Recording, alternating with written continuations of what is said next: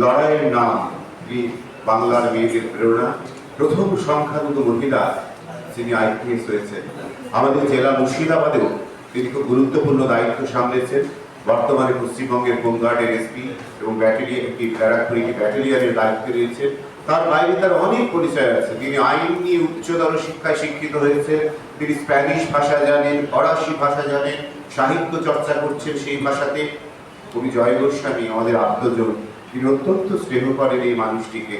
পাপিয়া সুলতানা বাংলার এক গর্বের মুখ, তাকেই আমরা পরমব্রত সম্মান প্রদান করব। এই প্রদানের জন্য যাদবপুর বিশ্ববিদ্যালয়ের অধ্যাপক কবি অভিক মজুমদার, সাংবাদিক ঋতব্রত ভট্টাচার্য এবং শেখ মোহাম্মদ ফুরকান এবং জন্মদিন পত্রিকার সম্পাদককে যেতে বলছি।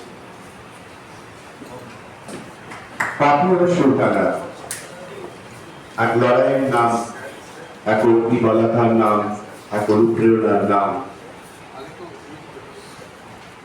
যখন তিনি আইন শৃঙ্খলা সামলান অত্যন্ত কঠোরভাবে, আবার যখন তিনি মা অত্যন্ত সংবেদনশীল, আবার প্রতিবেশী, তার মধ্যে যে অনুভব শক্তি রয়েছে অত্যন্ত বিরল।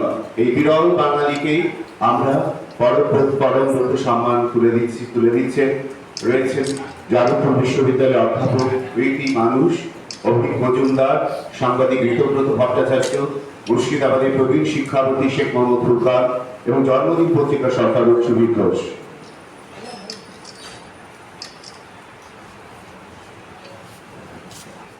আসতে পেরে আমার ভালো লাগলো। আর সবচেয়ে বেশি ভালো লাগলো শুধু যে জন্মদিন পত্রিকার জন্য তা নয়, তারা মুর্শিদাবাদের সঙ্গে জড়িত। তাই আমি নিজে প্রায় 2.5-3 বছর মুর্শিদাবাদে ছিলাম। তো মুর্শিদাবাদ আমার হৃদয়ের খুব কাছে। আর যার নাম বললেন জয় গোস্বামী স্যার, আমার ছেলে ওনাকে জাদু বলে ডাকে। তো আমার জন্য সত্যি উনি তাই, আমাকে প্রচণ্ড স্নেহ করেন। আমি ওনার স্নেহধন্যা হতে পেরে আমি সত্যি অনর। তো আজকে এই মঞ্চে আসতে পেরে আমার প্রচণ্ড আনন্দ হয়েছে। আমি মানে খুব কৃতজ্ঞ আমাকে এখানে আসতে করার জন্য। আর বলার যদি বলেন, আমি জানি না কেন মুসলিম কোনো বাড়ি থেকে একটি মেয়ের এই ইউনিফর্ম পরতে এত দেরি হয়েছে। আমিও জানতাম না, আমরা ফার্স্ট ওয়ান। যখন আমি জানতে পারলাম তখন আমি অবাকই হয়েছি।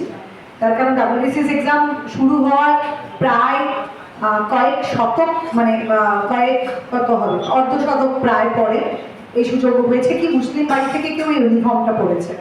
তো আমি ওরকমভাবে ভেবে কিছু করিনি, বাট ছোটোবেলা থেকে আমি আমার বাবা মাকে পেয়েছি যারা সবসময় বলেছে, যেটা জেনারেলি হয়ে থাকতো মুসলিম বাড়িতে যারা পড়াশোনা করতো, তারা পড়াশোনাটা শুধুমাত্র ছোটোবেলায় বড় হওয়ার জন্য করতো।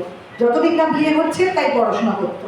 হতে পারে আমার গ্রাম থেকে মনে হয় আমার বাবা মা আমাকে প্রথম এটা বলে পড়াশোনা করিয়েছিলেন যে বিয়ে জীবনের লক্ষ্য নয়, লক্ষ্য এমন একজন হওয়া যাকে দেখে লোকে বলবে ওর মতো হয়েও। আমি সেদিন থেকে শুধু একটাই কাজ করতে চেষ্টা করেছি, যাতে এমন একটা পাথ তৈরি করা যে পাথে হাঁটার জন্য আরও অনেকে মোটিভেটেড হবে। শুধু এটাই আমার কাজ ছিল, বাকি কাজটা আমার বাবা মা করেছেন। আর এটা হতে পারে আল্লাহর দয়া যে আমার পড়তে ভালো লাগতো, আজও পড়তে ভালো লাগে, ডিগ্রি ভালো লাগে, আর এক্সাম ভালো লাগে, আন্ডার প্রেশার কাজ করতে ভালো লাগে। সেই জন্য এই ইউনিফর্মটা আমার কাছে প্যাশন। এই ইউনিফর্মটা আমাকে শুধু মানে মাসের শেষে মাইনে দেয়, যেটা খুব মানে একদম জাস্ট বলা যায় যে কিছুই নয়, যা শ্রদ্ধা, সম্মান, ভালোবাসা এবং এত এত লোকের আনন্দের চোখের জল দেখার সুযোগ করে দিয়েছে যে আমি সারা জীবন আল্লাহর কাছে কৃতজ্ঞ থাকবো যে এই ইউনিফর্মটা পরার মতো সুযোগ আমি পেয়েছি। তো I am proud of my uniform, proud of my state, and অবশ্যই আমি মুর্শিদাবাদে সার্ভ করতে পেরেও I am proud of that. শুধু একটাই জিনিস বলার, যদি আমি পেরে থাকি কোনো একটা গ্রাম থেকে অনেক লড়াই করে এই পর্যন্ত আসতে, গ্রামের যে কোনো মেয়ে, হতে পারে তার ছোটোবেলায় বিয়ে হয়ে গেছে, হতে পারে সে অনেক স্বপ্ন হারিয়ে আজকে দিশেহারা হয়েছে, বা হতে পারে তার বাচ্চা আছে, হতে পারে আমি কিন্তু সিঙ্গেল মাদার, হতে পারে সে সিঙ্গেল মাদার। আমি বলতে চাইছি জীবনের কোনো ঘটনা বা আশপাশের কোনো বাধা বা প্রতিবন্ধকতা কোনোটাই এতটাই জোর নয় যে তোমাকে হারিয়ে দিতে পারে। যেটা বলা হয় খুদ কো কর বুলন্দ ইতনা, खुद को कर बुलंद इतना कि हर तकदीर से पहले खुदा बंदा से खुद पूछे बता तेरी रजा क्या है। আমার মনে হয় উনি আমাকে জিজ্ঞেস করেছিলেন কোথায় পৌঁছতে চাও, আমি বলেছিলাম এমন এক জায়গায় যেখানে আমাকে দেখলে লোকে মোটিভেটেড হবে, বাবা মা মনে করবে আমি এমন একটা কাজ করেছি যে তাদের আমাকে জন্ম দেওয়া বা বড় করা বা কষ্ট করার সার্থক হয়েছে। আর হ্যাঁ, এমন একটা চাকরি যেখানে মাইনেটা আমি শুধু কাজের জন্য পাবো না, আমি সমাজের জন্য, যাদের আমাকে দরকার তাদের জন্য, আর যারা কষ্টে আছে একবার অন্তত আমার কাছে যারা আসবে তাদের মুখে হাসি ফোটানোর জন্য চাকরি করব। এটাই আসল, এটাই উদ্দেশ্য। রুদ্রকান্ত ধর, তাকে এই পুরস্কার তুলে দেওয়া হচ্ছে। শেকড় সন্ধানী সম্মান তুলে দিচ্ছে, উত্তরীয় পড়িয়ে দিচ্ছে ঋতব্রত ভট্টাচার্য, প্রখ্যাত সাংবাদিক। ম্যাডাম আইপিএস বাপিয়া সুলতানা, কৃতি বাঙালি, তিনি মানপত্র তুলে দিচ্ছেন রুদ্রকান্ত ধরকে। আরো এক কৃতি বাঙালি, যাদবপুর বিশ্ববিদ্যালয়ের অধ্যাপক অভিক মজুমদার, তিনি স্মারক তুলে দিচ্ছেন রুদ্রকান্ত ধরকে। বেলা ভট্টাচার্যের নামাঙ্কিত শিক্ষারত্ন পুরস্কার তুলে দিচ্ছে মানপত্র বাপিয়া সুলতানা। কবি অধ্যাপক উত্তরীয় পড়িয়ে দিচ্ছেন ঋতব্রত ভট্টাচার্য।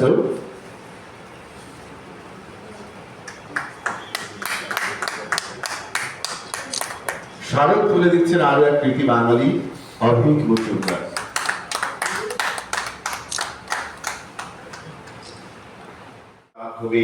ধারাবাহিকভাবে নিরন্তরভাবে তিনি সমাজের কল্যাণে কাজ করে চলেছেন, তাকেই সম্মাননা জ্ঞাপন স্মারক তুলে দিচ্ছে অধ্যাপক অভিক মজুমদার।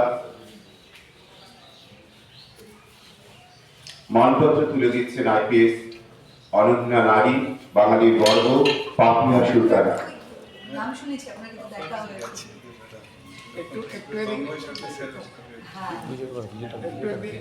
স্মারক তুলে দিচ্ছেন আইপিএস বাঙালির গর্ব, পাপিয়া সুলতানা।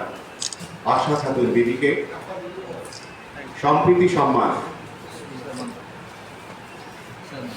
স্মারক তুলে দিচ্ছেন আরো এক কৃতি বাঙালি, যাদবপুর বিশ্ববিদ্যালয়ের অধ্যাপক অভিক মজুমদার। সাংবাদিক ঋতব্রত ভট্টাচার্য উত্তরীয় পড়িয়ে দিচ্ছেন।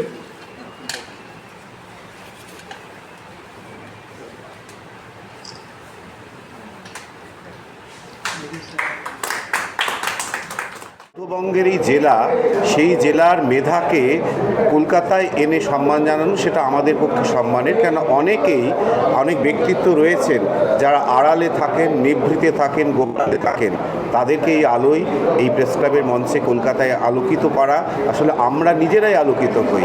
এই মৌলিক সন্ধানের জন্যই মুর্শিদাবাদের মানুষ, যাদেরকে অনেক ক্ষেত্রে আড়ালে রেখে দেওয়া হয়, নিভৃতে রেখে দেওয়া হয়, প্রচারের আলোয় থাকে না, তাদেরকে আমরা বের করে আনতে চাই এবং প্রকৃত পুণ্যযোগ্য বাঙালিদেরকে আমরা সম্মান করতে চাই, তার মেধাকে।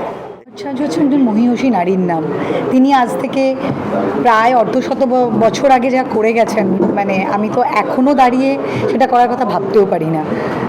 তখনকার দিনে দাঁড়িয়ে নিশ্চয়ই আমাদের থেকেও অনেক বেশি বাধা ছিল, কিন্তু উনি তার নিজের ইচ্ছে, স্বপ্ন এবং অবশ্যই প্রান্তিক মানুষদের পাশে দাঁড়ানো, তাদের কথা ভাবা, তাদের কাছে পৌঁছানো, সেই সাহস এবং সেই স্বপ্নকে পূরণ করার যে অদম্য জেদ, সেটা মনে হয় আজকে ওনার নামাঙ্কিত এই অনুষ্ঠানে আমাদের সবার যদি আমরা মনে রাখি এবং সেটা যদি সবার মধ্যে ছড়িয়ে দিতে পারি, তাহলে এরকম আরও অনেক মহীয়সী নারী তৈরি হবে, যারা সমাজের সেই সমস্ত মানুষদের পাশে তাদের হাত ধরে টেনে তুলবে, যাদেরকে আমাদের পাশে বসানোটা খুব দরকার। জন্মদিন পত্রিকা তাদের ডাকে, রাজীবের ডাকে প্রধানত এই অনুষ্ঠানে আসতে পেরে আমার খুব ভালো লাগছে। কেন ভালো লাগছে সেটা হলো, অবশ্যই ঋতব্রত ভট্টাচার্য আমার দীর্ঘদিনের পরিচিত। তিনি সংবাদ জগৎ এবং সাহিত্য জগতের কিন্তু একজন মনোযোগী পাঠক। তার মা বেলা ভট্টাচার্যের নামাঙ্কিত পুরস্কার দেওয়া হচ্ছে। বেলা ভট্টাচার্য, তারও নানা অবদান রয়েছে শিক্ষাক্ষেত্রে, চিন্তা চেতনার ক্ষেত্রে, কিন্তু সেটাই বড় কথা নয়। বড় কথা এই যে বেলা ভট্টাচার্যের নামাঙ্কিত এই পুরস্কারগুলোকে জন্মদিন পত্রিকা দিচ্ছে তাদের, যারা প্রান্তিক অঞ্চলের একেবারে অচেনা বিভিন্ন পরিসরে যারা দরিদ্র মানুষ, যারা পিছিয়ে পড়া মানুষ, যারা পিছিয়ে পড়া শিশু, তাদের জন্য কাজ করছেন। এই কাজটা যারা করেন তাদেরকে সাধারণত লাইমলাইটে আসতে আমরা দেখতে পাই না। তারা নীরবে কাজ করে যান। আর শহরাঞ্চলে সামান্য, আমি কাউকে ছোট না করেই বলছি, সামান্য কিছু করেও অনেক বড় বড় নাম অনেকের হয়ে যায়, কিন্তু এরা নীরবে দীর্ঘদিন ধরে কাজ করেন, বিশেষত গ্রামাঞ্চলে, বিশেষত জেলা স্তরে, বিশেষত প্রান্তিক এলাকায়। তাদের যে খুঁজে নিয়ে আসা প্রত্যেক বছর এবং সেই ধরনের মানুষকে আমাদের সামনে উপস্থাপিত করা, হ্যাঁ, যারা নানাভাবে সমাজকে সেবা করছেন। কীভাবে সেবা করছেন? কেউ হয়তো পথ শিশুদের নিয়ে কাজ করেন, কেউ হয়তো শিক্ষাব্রতী, যেখানে শিক্ষা সেখানে গরিব মানুষদের মধ্যে শিক্ষা পৌঁছে দিচ্ছেন, কেউ হয়তো মেয়েদের মধ্যে চেতনা ছড়িয়ে দিচ্ছেন, কেউ হয়তো অ্যাডমিনিস্ট্রেশনের পক্ষ থেকে গিয়ে কোনো অঞ্চলে সম্প্রীতির বার্তা বহন করছেন, অথবা কোনো না কোনোভাবে আমাদের সমাজের যে মূলগত যে মূল্যবোধ, সেই মূল্যবোধগুলোকে এগিয়ে দিচ্ছেন। এই মূল্যবোধের শিক্ষাটাই হচ্ছে সবচেয়ে বড় শিক্ষা, শুধুমাত্র পুঁথিগত শিক্ষা নয়। আমরা শহরে যে পুঁথিগত শিক্ষাকে নিয়ে অনেক বড় করে দেখছি, আমি মনে করি জন্মদিন পত্রিকার মাধ্যমে ঋতব্রত ভট্টাচার্যের উদ্যোগে তার মা বেলা ভট্টাচার্যের নামে সঙ্গে জড়িয়ে যাচ্ছে যারা এই মূল্যবোধের শিক্ষা দিচ্ছেন তাদের নাম। এই মূল্যবোধ নানা রকমের হতে পারে। পাপিয়া রয়েছেন পাশে, ব্রাহান সাহেব রয়েছেন পাশে। এরা যে ধরনের কাজ করেন সেই মূল্যবোধের শিক্ষা এবং মূল্যবোধের এক ধরনের বলা যেতে পারে প্রতীক বা প্রতিনিধি হয়ে এরা আসেন।